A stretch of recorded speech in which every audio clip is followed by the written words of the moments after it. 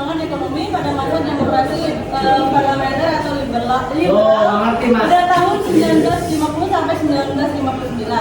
Sebelum masuk materi, kita bakal perkenalkan diri terlebih dahulu. Saya Claudia Putri. Saya Diego Vitasari. Saya Sadendra Putri. Saya Fajar Subianto. Pertama kan dari Dan ada salah satu anggota kami tidak hadir, yaitu Asmi. selanjutnya akan diceritakan lanjut. Sebelum masuk ke materi, saya akan menjelaskan apa itu demokrasi terpimpin. Demokrasi parlementer. Jadi demokrasi parlementer ini merupakan demokrasi yang dimana kedudukan badan legislatifnya itu lebih tinggi dibandingkan badan eksekutif. Lanjut ke latar belakang.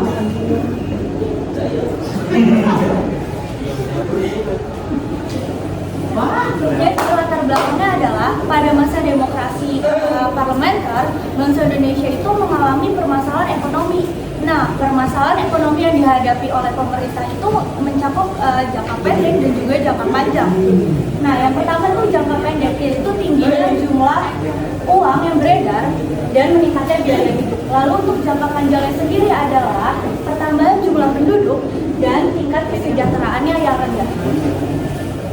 Nah, jadi keadaan ekonomi Indonesia masa liberal itu bisa dibilang masih belum stabil dan upayanya itu masih tersendat.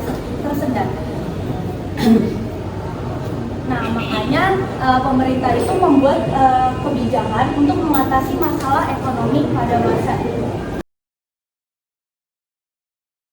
Yang pertama adalah kebijakan Gunting Syarifuddin, yaitu mengatasi defisit anggaran pada tanggal 20 Maret 1950, yang dimana Menteri Keuangan Syarifuddin Prawiranegara itu mengambil kebijakan memotong semua uang yang bernilai Rp2,50 ke atas hingga nilainya tinggal setengahnya. Nah, melalui kebijakan ini jumlah uang yang beredar itu bisa dikurangi. Selanjutnya ada sistem ekonomi gerakan benteng. Di sini sistem ekonomi gerakan benteng merupakan upaya pemerintah untuk membuat struktur ekonomi kolonial menjadi struktur ekonomi nasional. Struktur ekonomi kolonial membawa dampak perekonomian Indonesia banyak didominasi oleh perusahaan asing dan ditopang oleh ekonomi etnik Tionghoa sebagai penggerak perekonomian Indonesia. Kondisi inilah yang ingin diubah melalui sistem ekonomi gerakan benteng. Terus ada tujuan sistem ekonomi gerakan benteng menumbuhkan kelas pengusaha di kalangan bangsa Indonesia. Para pengusaha Indonesia yang bermodal lemah diberi kesempatan untuk berpartisipasi dalam pembangunan ekonomi nasional. Yang kedua ada para pengusaha Indonesia yang bermodal lemah perlu dibimbing dan diberikan bantuan kredit. Yang terakhir ada para pengusaha pribumi diharapkan dapat maju dan bergerak secara bertahap. Terus selanjutnya tidak bisa tercapai tujuan gerakan banteng antara lain yang disebabkan oleh yang pertama ada para pengusaha pribumi tidak dapat bersaing dengan perusahaan non pribumi dalam kerangka sistem ekonomi liberal. Yang kedua, para pengusaha pribumi memiliki mental yang cenderung konsumtif. Yang ketiga, para pengusaha pribumi sangat bergantung pada pemerintah. Yang keempat, para pengusaha kurang mandiri untuk mengembangkan usahanya. Yang kelima, para pengusaha ini cepat mendapat keuntungan besar dan menikmati cara hidup mewah. Dan yang terakhir, para pengusaha menyalahgunakan kebijakan dengan mencari keuntungan secara cepat dari kredit yang mereka peroleh. Selanjutnya ada nasionalisasi perusahaan asing. Nasionalisasi perusahaan dilakukan dengan penjemputan hak milik Belanda yang kemudian diambil alih statusnya sebagai milik pemerintah Republik Indonesia. Nah, nasionalisasi yang dilakukan pemerintah terbagi menjadi dua tahap. Yang pertama ada tahap pengambil alihan, penyertaan dan juga penguasaan.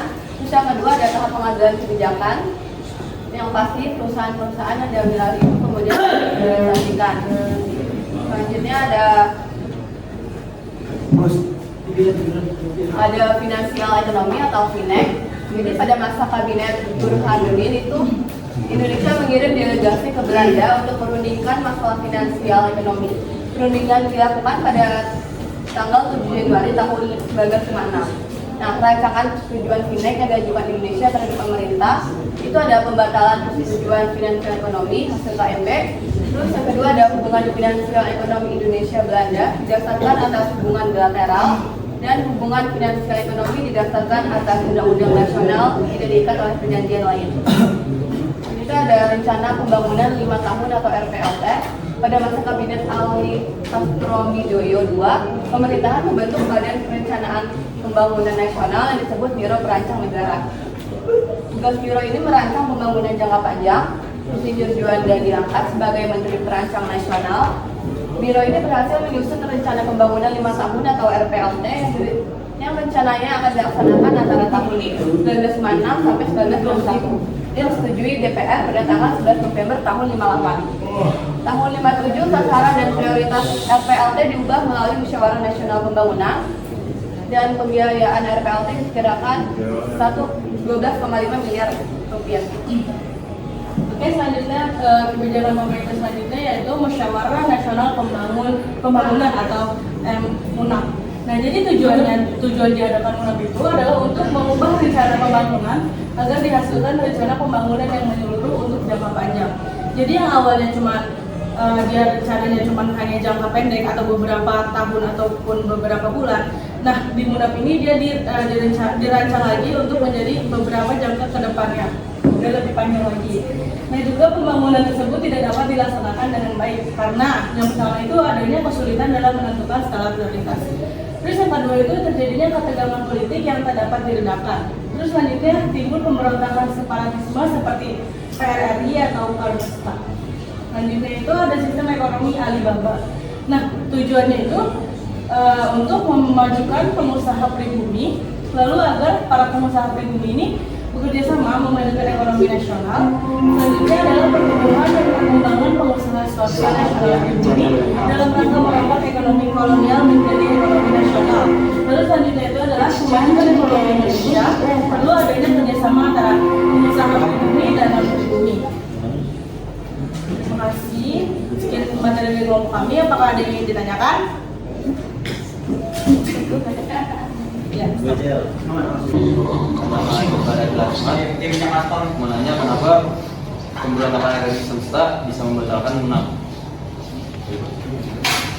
Menjawab pertanyaan dari Givari. Tadi kan kenapa pemberontakan PRRI itu dapat meruntuhkan atau membubarkan MUNAP. Jadi kita lihat dari latar belakangnya dulu. Nah, latar belakang PRRI ini kan terjadi karena adanya hubungan yang kurang harmonis antara pemerintahan pusat dan pemerintahan daerah. Hal itu disebabkan karena jatah keuangan yang seharusnya diberikan kepada pemerintahan daerah tetapi malah dikuasai oleh pemerintahan pusat. Hal itu kan malah menjadikan pemerintahan daerah ini tersulut emosi gitu loh. Jadi kenapa sih nggak dikasih semuanya aja, kenapa ditunda-tunda? Nah, itu yang menyebabkan hubungan antara pemerintahan daerah dan pemerintahan pusat kurang harmonis. Terus dilihat dari tujuannya kan, tujuan MUNAP ini adalah untuk mengubah rencana pembangunan agar dapat dihasilkan rencana pembangunan yang jangka panjang. Nah, kalau udah menyangkut pembangunan, otomatis itu kan pembangunan yang ada di Indonesia kan. Nah, pembangunan di Indonesia itu tentu tentu harus melibatkan antara pemerintahan pusat dan pemerintahan daerah. Nah, kalau misalkan dua-duanya aja udah nggak harmonis, gimana mau melanjutkan rencana tersebut? Jadi karena didasari karena ketidakharmonisan tersebut. Nah, terus juga PRRI ini nggak hanya melibatkan daerah aja, jadi PRRI ini dibantu sama negara luar atau negara asing. Gitu. Apa tuh? Saya mau maju Sepatami. Tadi kan ada kayak KMB, terus kayak Indonesia. Nah, faktor politik itu mengaruh nggak sih ke perekonomian Indonesia saat itu? Kalau dijelasin. Berarti faktor politiknya. Oke. Selanjutnya saya Pak Jaradis menjawab dari pertanyaan Ucup, yaitu pada pengaruh KMB di perekonomian Indonesia itu pengaruh apa? Jawabannya iya, karena Indonesia terbebani utang-utang Belanda dan hasilnya pemerintah Belanda tidak mau menandatangani Indonesia yang mengambil langkah secara pihak. Kabinet Burhanuddin harap melakukan pembubaran di Indonesia Belanda secara pihak. Tujuannya untuk melepaskan diri dari keterkaitan ekonomi dengan Belanda. Akhirnya Presiden Soekarno menandatangani pembatalan KMB. Terus dampaknya juga banyak pengusaha Belanda yang menjual perusahaannya, sedangkan pengusaha pribumi belum mampu mengambil alih perusahaan Belanda tersebut. Ganggu ya, Pak Firdaus ingin bertanya, struktur ekonomi kolonial itu apa? Jadi saya bisa mau menjawab pertanyaan Toti. Apa itu ekonomi kolonial? Jadi ekonomi kolonial itu adalah sistem di mana negara menguasai ekonomi rakyat dan juga sumber daya negara lain, tapi masih berhubungan dengan negara asal tersebut. Terus juga Nah, saya ingin menambahkan ya cerita. Jadi dalam sistem gerakan benteng itu sistem ekonomi kolonial ini ditandai dengan banyaknya perusahaan asing yang beroperasi di Indonesia dan aktivitas perekonomiannya itu didominasi oleh etnik Tionghoa. Nah, makanya dalam gerakan benteng ini dari struktur ekonomi kolonial ini diubah menjadi struktur ekonomi yang nasional atau yang berhubungan di dalam negeri Indonesia. Di sini saya akan menjelaskan kesimpulan dari materi yang telah kami sampaikan. Kesimpulannya adalah, jadi demokrasi parlementer, kehidupan ekonominya itu pada masa itu belum stabil atau masih kayak adanya permasalahan yang dihadapi oleh pemerintah, yaitu tadi ada permasalahan yang mencakup jangka pendek dan juga jangka panjang. Nah, makanya pemerintah itu mengadakan kebijakan-kebijakan yang dimana untuk mengatasi permasalahan tersebut. Nah, kebijakan ekonominya ini itu intinya adalah untuk mengubah struktur ekonomi yang kolonial menjadi struktur ekonomi nasional. Sekian dari kami. Kurang lebihnya mohon maaf. Wassalamualaikum warahmatullahi wabarakatuh. Mantap.